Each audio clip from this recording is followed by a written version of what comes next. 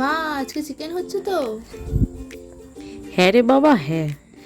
সবজিগুলো ভালো করে ধুয়ে চিকেনগুলোকে ছোট ছোট করে কেটে নেব, লম্বা লম্বা পিস করে নেব, যাতে দেখতে একটু ফিঙ্গারের মতন টাইপ।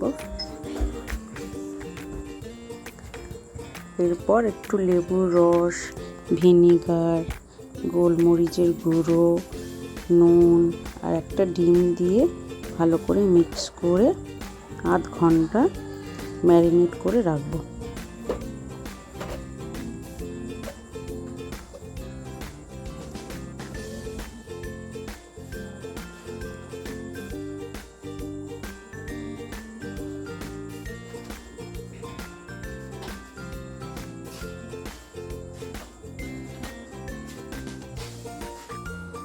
চিকেনটা কিন্তু বোনলেস হতে হবে।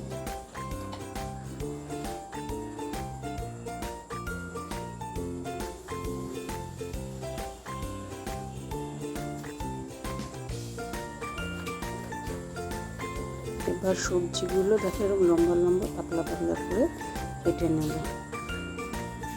ম্যারিনেশন হয়ে গেছে। এবার একটু কর্নফ্লাওয়ারের মধ্যে লাগিয়ে ডুবো তেলে ফ্রাই করে তুলব।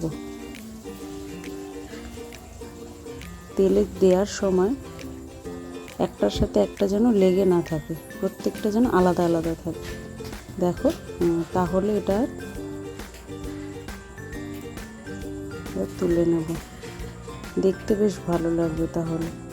এবার অল্প তেলে সবজিগুলোকে দিয়ে দেবো, একটু ফ্রাই করব, সতে মতন করব, যাতে সবজিগুলো একটু কচকচ করে।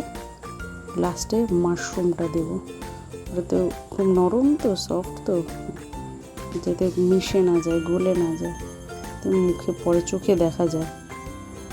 একটু গোলমরিচ গুঁড়ো আর একটু নুন দিয়ে এটা সতে করে একটা পাত্রে ঢেলে রেখে দেবো।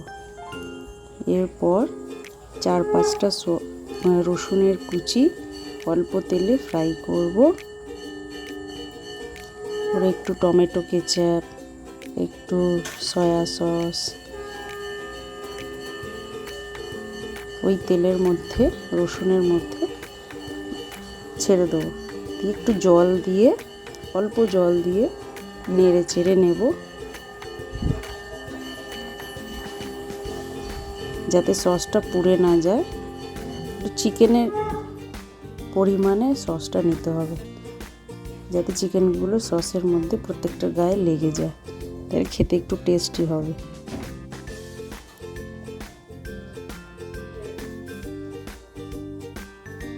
প্রত্যেকটার সাথে যাতে সসটা লেগে যায়। এরপর গার্নিশ করার জন্য একটুখানি স্প্রিং অনিয়ন দিয়ে দিলাম, ও সাদা তিল একটু দিয়ে দেবে ছড়িয়ে, দেখতে ভালো লাগবে। এইসব হলে ভাত একেবারে খাওয়া শুরু হয়ে যায় এদের।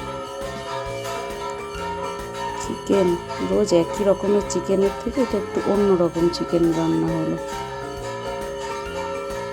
এটা হয়ে গেল ক্যান্টোনিজ চিকেন। তোমরা একবার বাড়িতে ট্রাই করে দেখো।